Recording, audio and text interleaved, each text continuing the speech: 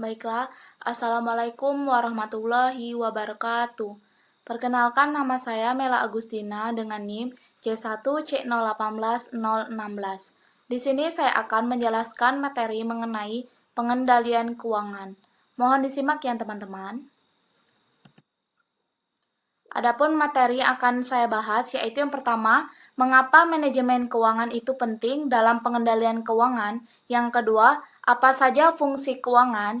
Yang ketiga, apa definisi pengendalian keuangan. Yang keempat, apa saja pengendalian terpadu dalam pengendalian keuangan. Yang kelima, apa saja faktor-faktor kontekstual dalam pengendalian keuangan. Yang keenam, bagaimana pertimbangan rancangan dalam pengendalian keuangan itu. Yang ketujuh, bagaimana pengendalian dalam era pemberdayaan. Baiklah, materi pertama mengenai pentingnya manajemen keuangan.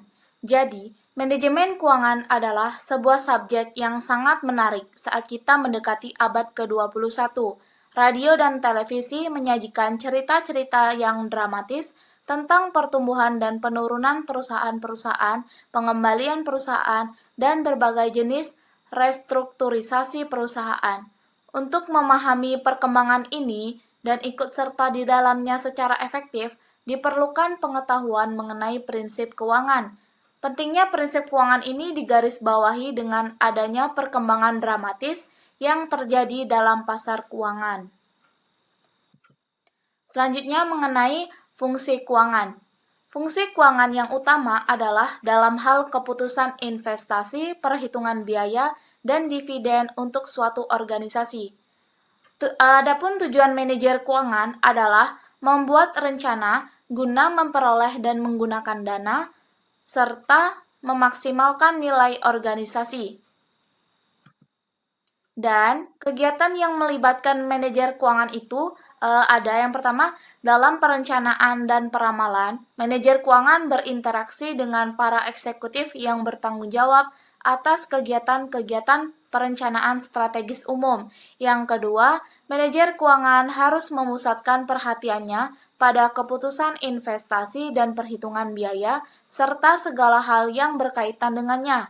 Yang ketiga, manajer keuangan harus bekerja sama dengan para manajer lainnya agar perusahaan dapat beroperasi seefisien mungkin, karena semua keputusan bisnis memiliki dampak keuangan. Yang keempat, manajer keuangan menghubungkan perusahaan dengan pasar uang dan pasar modal, yang merupakan sumber perolehan dana dan tempat surat berharga perusahaan diperdagangkan. Materi selanjutnya mengenai definisi pengendalian keuangan.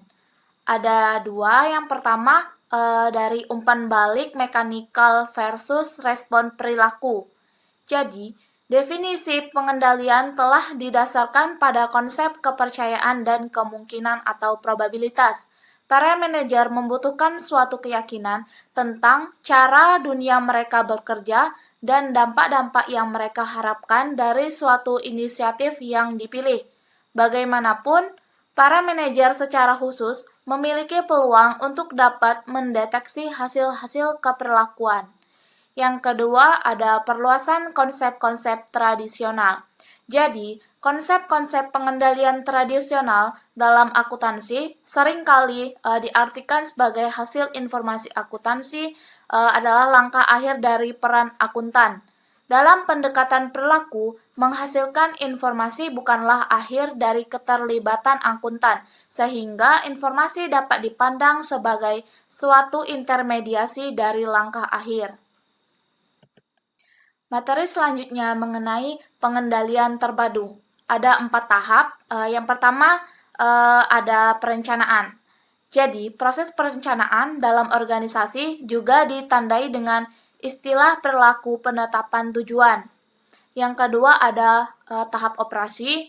Pengendalian operasi itu merupakan suatu proses perantara dan proses perbaikan terhadap aktivitas-aktivitas operasi selama proses implementasi atas rencana-rencana manajemen. Yang ketiga ada tahap umpan balik. Umpan balik dalam organisasi berasal dari sumber formal dan informal yang disusun dari komunikasi nonverbal. Yang keempat ada tahap interaksi pengendalian. Saling keterkaitan di antara sub-subsistem pengendalian juga memegang peranan yang penting atas hasil yang kurang memuaskan. Materi selanjutnya mengenai faktor-faktor kontekstual. Nah, konteks dalam pengendalian keuangan mengacu pada serangkaian karakteristik yang menentukan susunan empiris dalam sistem pengendalian yang akan ditetapkan. Adapun faktor-faktor kontekstual yang pertama yaitu ada ukuran.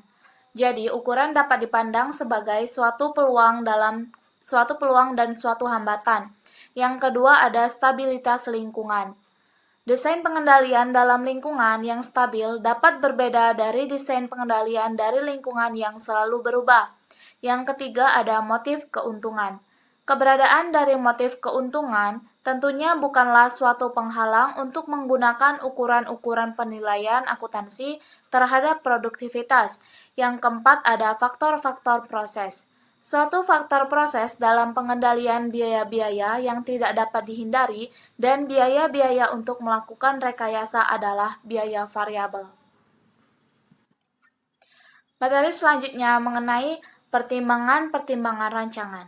Jadi, pertimbangan rancangan dalam pengendalian keuangan yaitu dengan yang pertama antisipasi terhadap konsekuensi logis.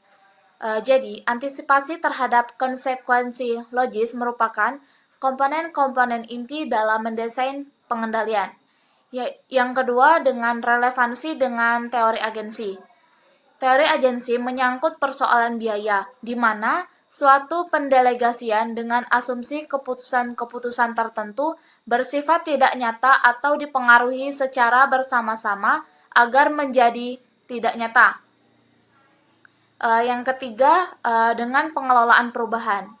Pengelolaan perubahan adalah sesuatu yang penting dalam menentukan rancangan-rancangan pengendalian. Materi selanjutnya mengenai pengendalian dalam era pemberdayaan. Yang pertama menggunakan sistem pengendalian diagnostik.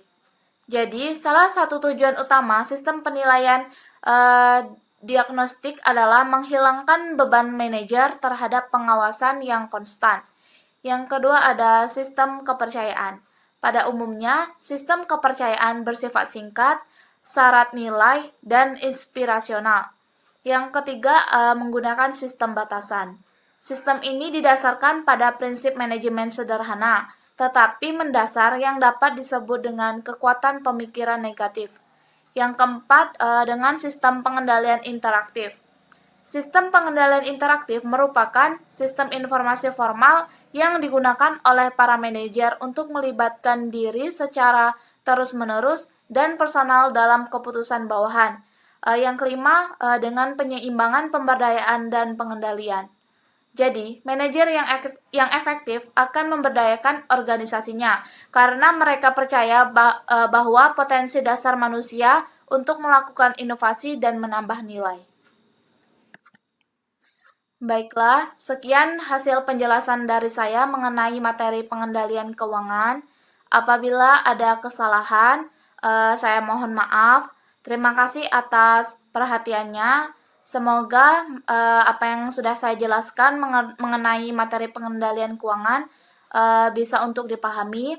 Saya akhiri dengan wabillahi taufiq wal hidayah. Wassalamualaikum warahmatullahi wabarakatuh.